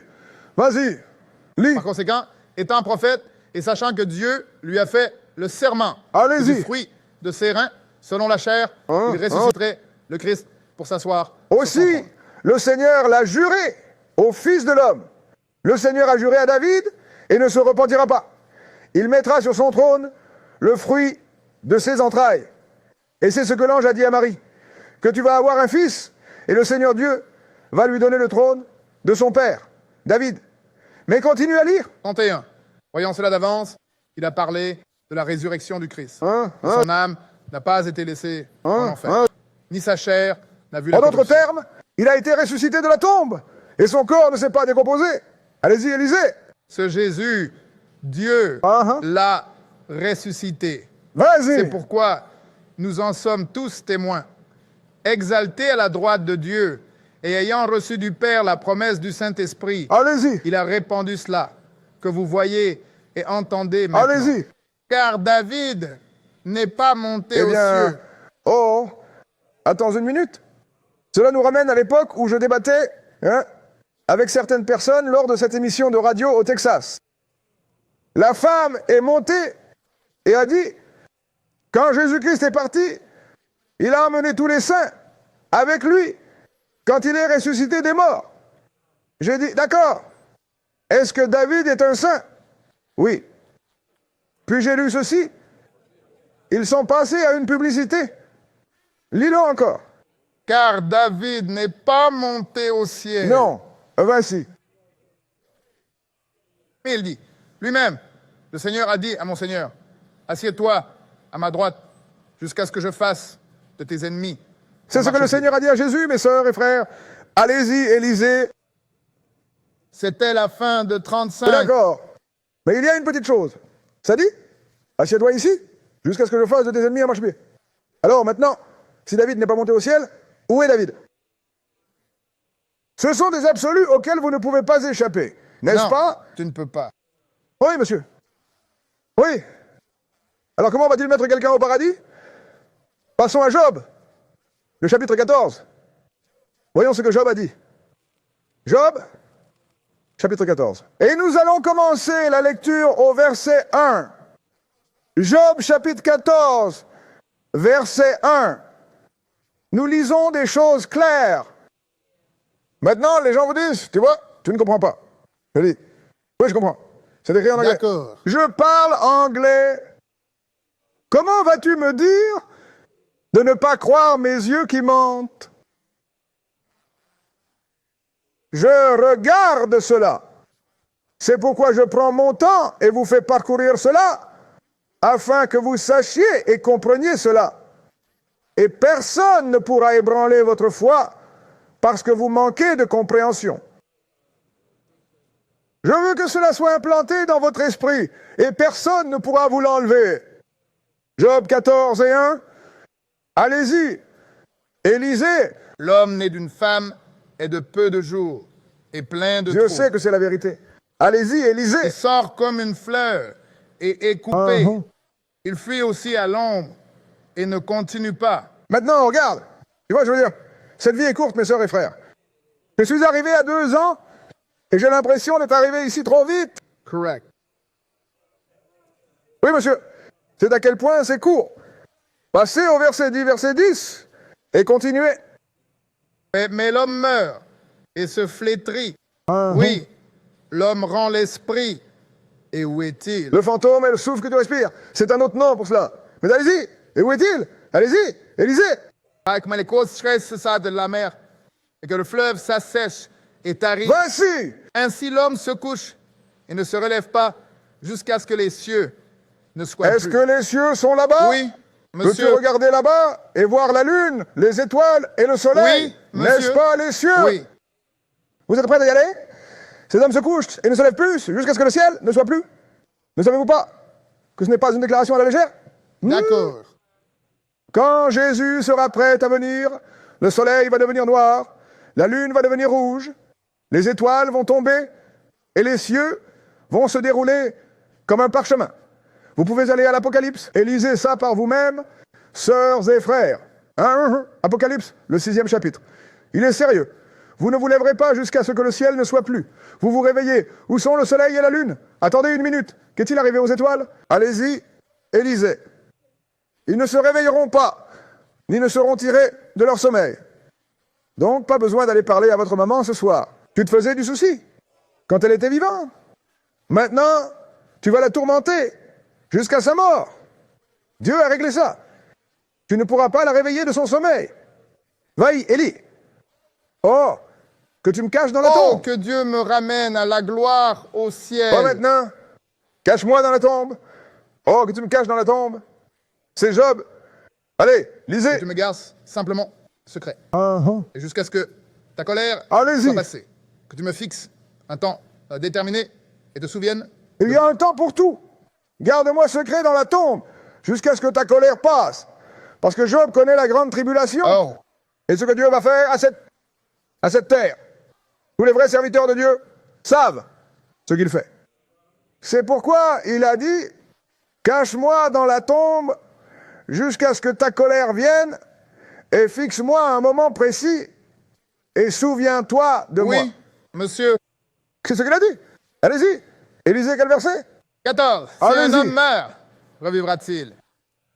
Tous les jours de mon temps Allez-y. fixé, j'attendrai jusqu'à ce que mon changement vienne. Vous voyez? Il va donc revivre. Mais quand il revivra, il sera comme Jésus. Quand il est sorti de terre, il va être changé. Quand cela va-t-il arriver? Continue à lire. Tu appelleras et je te répondrai.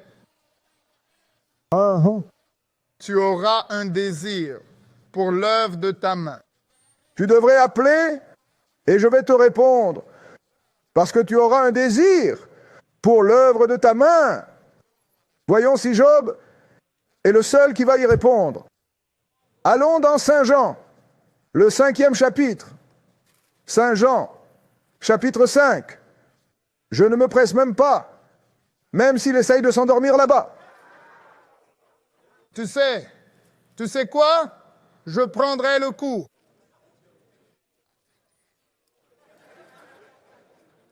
Je l'ai gardé éveillé trop tard la nuit dernière. Saint Jean, chapitre 5. Parce que s'il ne s'endormait pas en lisant, on aurait terminé maintenant. Donc je veux juste vous faire savoir qui blâmer quand ce sera fini.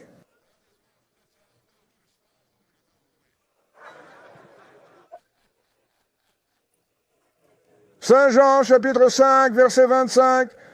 Saint Jean, chapitre 5, et lis le verset 25. D'accord? Vas-y. En vérité, je te le dis, tu viens et tu es. Vas-y. Quand les morts entendront la voix du Fils de Dieu, et ceux qui l'entendront. Il a dit vivront. là, l'heure vient maintenant. Maintenant, s'il appelait quelqu'un hors de la tombe, il viendrait. Mais il y a aussi ceux qui sont spirituellement morts. Ils vont D'accord. entendre la voix de Dieu. Mais passons directement aux morts physiques maintenant. Descendez au verset 28.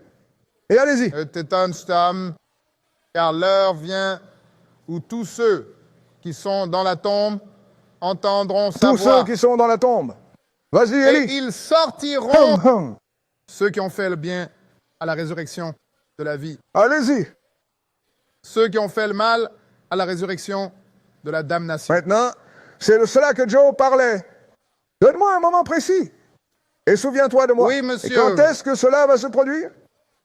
Quand le Seigneur viendra. Mais cela est espacé de 1000 ans, mes frères et sœurs. Celui qui est trouvé juste au début sera dans la première résurrection. Et les autres viendront lors de la dernière résurrection qui a lieu 1000 ans plus tard. Mais il a dit appeler. Il va appeler. Et tous qui sont dans la tombe vont sortir. C'est pourquoi Job a dit, il va m'appeler. Tentez. Oui, monsieur. Et il aura du désir pour l'œuvre de sa main. Maintenant, allons dans le chapitre 12 de Daniel. Le prophète a parlé de cette même chose. Chapitre 12 de Daniel. Daniel, chapitre 12. Le Seigneur a rendu cela riche. Donc, si tu veux connaître la vérité, tu peux la découvrir. Personne ne peut te tromper si tu veux connaître la vérité. Tout ce que tu as à faire, c'est lire ce livre. Je dis toujours aux gens, frère Bull, comment dois-je le lire? Commence de la Genèse à l'Apocalypse. Oui, exact. Continue à lire. Tu vas apprendre quelque chose. Ensuite, quand tu auras fini l'Apocalypse, retourne en arrière et reviens. Tu vas apprendre Oui. autre chose. Tu l'es. Ensuite, tu y retournes et tu vas apprendre autre chose. Puis ta compréhension commence à façonner ton enseignement et ta conversation. Daniel 12, et nous allons commencer à lire au verset 1. Daniel 12 et verset 1. D'accord? Lis-le. Et à ce moment-là, Michel se lèvera, le grand prince qui se tient pour les enfants de ton peuple. Maintenant, c'est la grande tribulation. Cela n'arrivera qu'une seule fois. Michel est le capitaine de l'armée de Dieu parce que, souvenez-vous, il a été dit que Jésus allait venir et toutes les armées du ciel viendront avec lui. Tout le monde dit. Alors, il va se lever. Le grand prince qui se tient pour les enfants du peuple. Allez-y, Élisée. Et il y aura un temps de détresse tel qu'il n'y en a jamais eu depuis qu'il existe une nation jusqu'à ce temps-là. Et en ce temps-là, ton peuple sera délivré. Quiconque sera trouvé inscrit dans le livre de la vie. À ce moment-là, vas-y, Élie.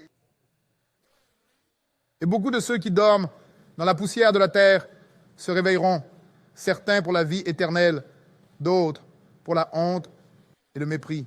Je veux lire ça, 3.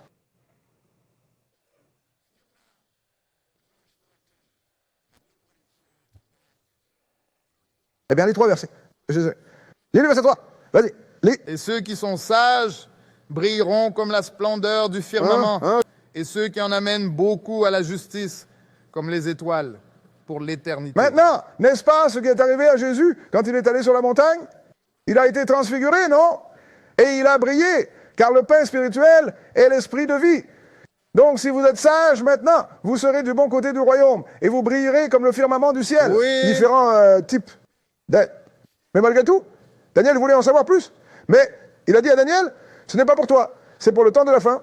Alors, voici ce que je veux que tu fasses. Saute au verset 13 et lis-le. Mais va ta voie jusqu'à la fin. Va ton chemin jusqu'à la fin. Note, la fin est, allez-y et lisez. Car tu te reposeras. Car tu te reposeras. Cela signifie que tu seras mort. Vas-y, lis. Et tiens-toi à ta place à la fin des Et jours. tu te reposeras et tu prendras ta place à la fin des jours. Mec, ça nécessite une interprétation. Alors maintenant, si Daniel est au paradis, il dort là-haut. À quoi ça sert d'être au paradis si tout ce que tu fais là-haut, c'est dormir? Il n'est pas au ciel, il est dans la terre Oui, et il est mort. il l'est. Parce que ceux qui dorment dans la poussière vont se lever. N'avons-nous pas lu ça? Oui, monsieur. Maintenant, passons à Saint Jean, le 6e chapitre. Et je ne sais pas pourquoi les gens ne lisent pas ces choses. Ils ont le livre là. Et tu vas laisser un prêtre t'emmener quelque part. Et tu as un livre devant toi. Je parie que si tu vas et que tu dois entrer dans un contrat où tu vas soit gagner, soit perdre beaucoup d'argent, je parie que tu lis ça, n'est-ce pas? Oui. Et pour les plus grandes récompenses que vous pouvez obtenir, vous ne prenez pas la peine de lire à ce sujet. Vous n'y prêtez même pas attention. Vous laissez quelqu'un vous dire n'importe quoi. Je me souviens que je travaillais avec ce gars quand je travaillais chez Murphy Miller, le réparateur de chauffage et climatisation. Nous étions sur le toit d'un grand immeuble. À ce moment-là, ça s'appelle Trinity.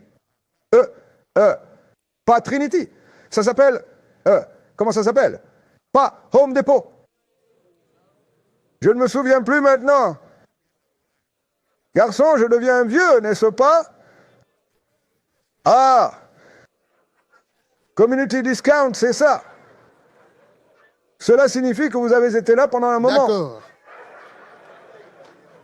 Eh bien, de toute façon, nous avons commencé sur le livre, et tu sais ce qu'il m'a dit? Eh bien, tu vois, je ne parle même pas de la Bible parce que je laisse ça au pape et aux religieux. Je l'ai regardé en me demandant si l'esprit de ce type était tellement aveugle qu'il ne peut même pas comprendre que personne ne peut le sauver sauf lui-même. Oui.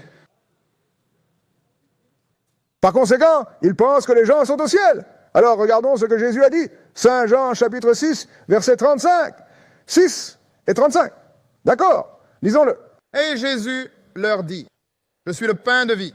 Celui qui vient à moi n'aura jamais faim. Et celui qui croit en moi n'aura jamais Et c'est correct. soif. Passez maintenant au verset 38 et continuez. Car je suis descendu du ciel, non pour faire ma volonté, mais la volonté de celui qui Il m'a devait savoir envoyé. que je suis venu pour faire la volonté du Père. Allez-y. Et quelle est sa volonté? Et Allez-y. voici la volonté du Allez-y. Père qui m'a envoyé, que de tout ce qu'il m'a donné, Allez-y. je ne perde rien, mais que je le ressuscite au dernier Est-ce jour. le dernier jour? Non, monsieur. Allez-y et lisez. Et voici la volonté de celui qui m'a envoyé, que quiconque voit le Fils et croit en lui ait la vie éternelle. Et je le ressusciterai au dernier N'est-ce pas jour. la fin des temps, comme votre Seigneur l'a dit? Oui, Daniel? monsieur, Passe au verset 44 et lis-le. aucun homme ne vient à moi si le Père qui m'a Allez-y. envoyé ne l'attire. Et je le ressusciterai au dernier C'est jour. Jésus qui parle. C'est le cas. Passez au verset 54 et lisez-le. Celui qui mange ma chair et boit mon sang a la vie éternel, et je le ressusciterai au dernier jour. 4 fois Jésus a dit. Cela nous montre qu'il ne peut pas y avoir de faute de frappe. Non, ce n'est pas possible. Il le ressuscitera avec Daniel à la fin des temps, sœurs et frères. Comment pouvez-vous contourner cela? Je ne peux pas. Allons dans le chapitre 19 de Job. J'en ai 3 autres après celui-ci. Chapitre 19 de Job. Je veux insister là-dessus, mes sœurs et frères. Quand vous partirez d'ici, vous n'aurez aucun doute dans votre esprit que tout le monde qui est déjà mort, sauf Jésus, est toujours mort. Oui, ils le sont. Chapitre 19 de Job.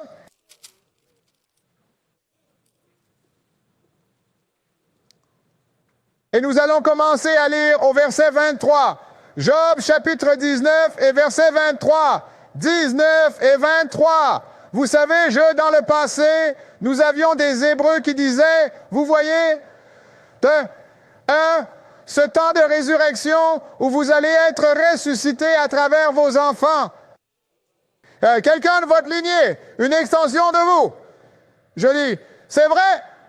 Allons au chapitre 19 de Job et lisons à ce sujet. Vous savez, vous êtes un spécialiste de l'Ancien Testament. Vous ne croyez pas au Nouveau Testament. Donc nous allons lire cela dans l'Ancien Testament. Verset 23, verset 23. Allez-y. Oh, que mes paroles ne soient pas écrites. Oh, qu'elles soient imprimées dans un livre, qu'elles soient gravées avec un stylet de fer et en plomb dans le rocher pour toujours. Il l'était parce qu'on les lit. Continuez et lisez. Car je sais que mon Rédempteur est vivant et qu'il se tiendra à la lumière du jour sur la terre. Attendez une minute. Il ne va pas me transporter au paradis. Non.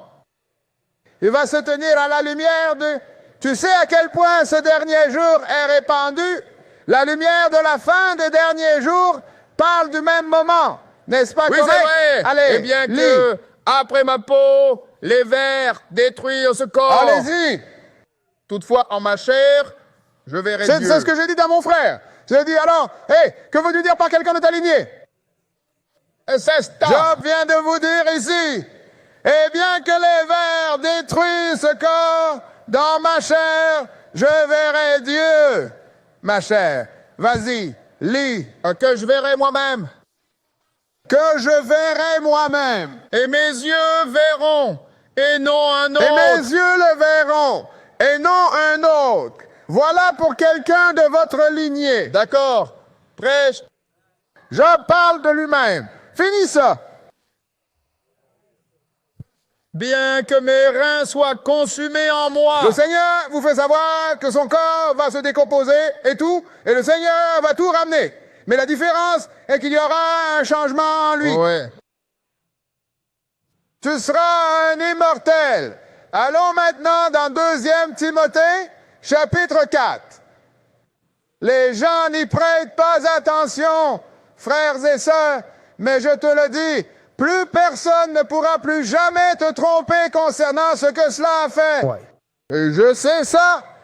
Hom hom. Parce que même Ray Charles peut voir ça. Il est aveugle et maintenant il est mort. Donc, il n'y a aucun moyen que vous puissiez manquer ce que nous avons traversé aujourd'hui, mes sœurs et frères.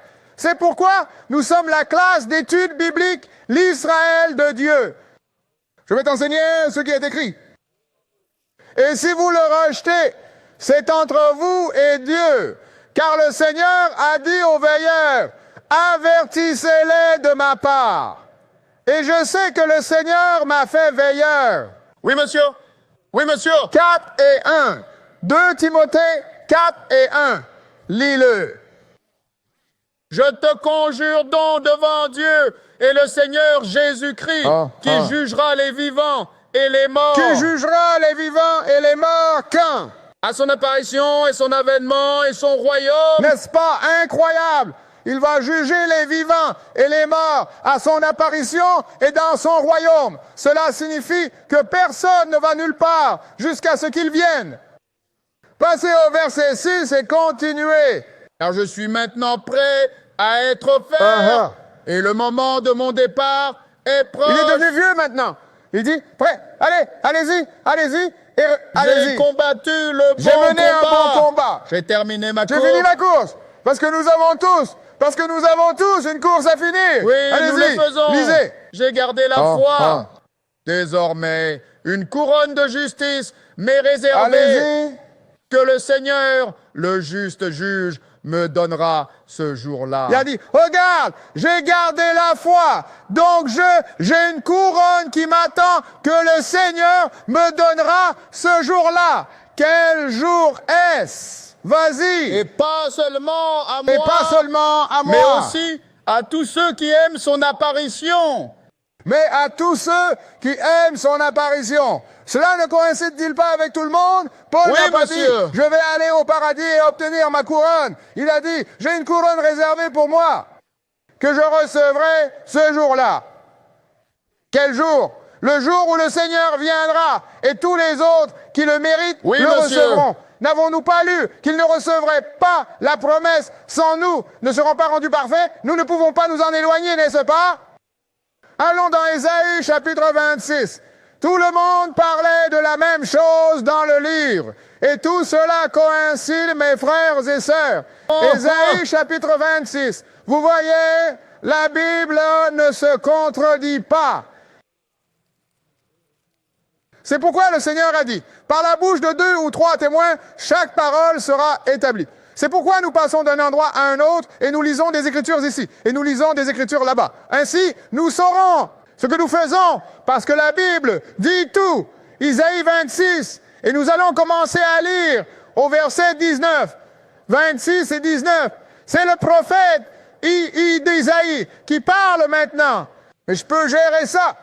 Je dis tout le temps aux gens, c'est trop, je peux enseigner la résurrection et je peux suivre Jésus de la Genèse à Malachie sans jamais entrer dans le nouveau livre. Et vous saurez de qui je parle. Oui, monsieur. Verset 19, Les vas-y. morts vivront avec mon corps mort, ils se lèveront. Ton homme mort vivant, eh bien ensemble avec mon corps mort, ils se lèveront. Vas-y, Élie. Réveillez-vous et chantez, vous qui habitez dans la C'était, poussière. réveillez-vous et chantez, vous qui habitez au ciel. Non, non. Qui demeure dans la poussière. Continuez et Car lisez. ta rosée est comme la rosée des herbes, et la terre rendra les morts. Et la terre rejettera les morts. Vas-y. Viens, mon peuple, entre dans tes chambres et ferme tes portes Allez-y. derrière toi. Cache-toi pour un petit moment jusqu'à ce que l'indignation soit passée. Attends. Est-ce que ce n'est pas ce que Job Cache-moi a dans la dit? tombe. Oui, monsieur. Cache-moi dans la tombe jusqu'à ce que ton indignation soit passée, jusqu'à ce que tes ennuis soient passés. Isaïe dit la même chose et il te fait savoir quand le Seigneur va le relever. À la fin de la grande tribulation, allez-y et lisez. Car voici, le Seigneur sort de son lieu pour punir les habitants Vas-y. de la terre pour Ah, leur ah. iniquité. La terre révélera aussi son sang et ne couvrira plus ses morts. Donc maintenant, la terre va rejeter ses morts. Pourquoi Isaïe a-t-il dit, viens dormir dans la poussière? Pourquoi Job a-t-il dit, cache-moi dans la tombe? Pourquoi toutes ces personnes, même le nouveau livre que Jésus a mentionné, ne seront-elles pas relevées avant le dernier jour? Pourquoi? Laissez-moi vous montrer. C'était établi au début.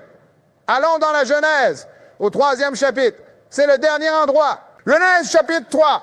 Voyez, le Seigneur a tout mis en place au début, ma sœur et mon frère, et rien ne change. Non, non. Quoi qu'il en soit, vous voyez que ce n'est pas frère Robinson là-bas.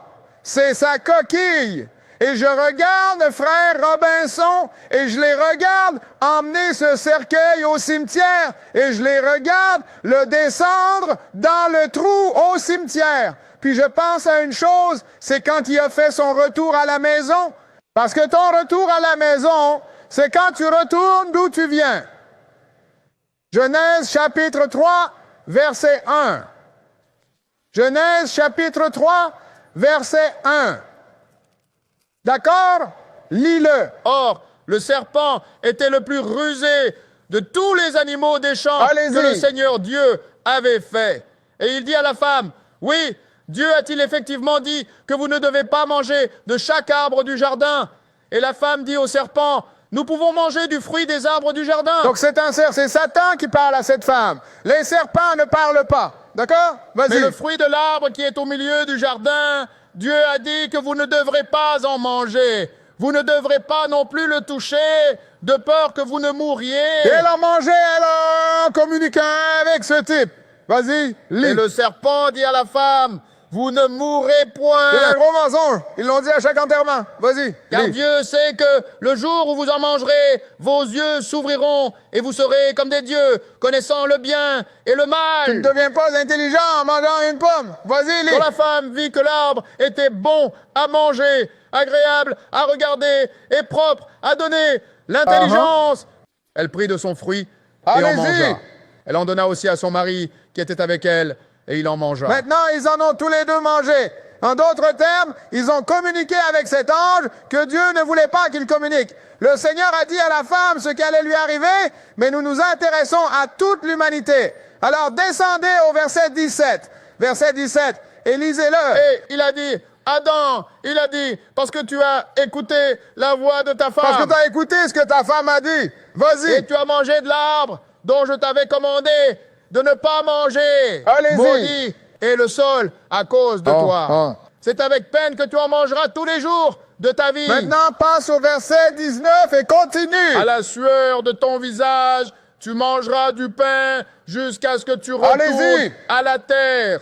Car c'est de là que tu as été pris. Car tu es poussière, et à la poussière, tu retourneras. Quand les gens sont morts, où les emmène-t-on?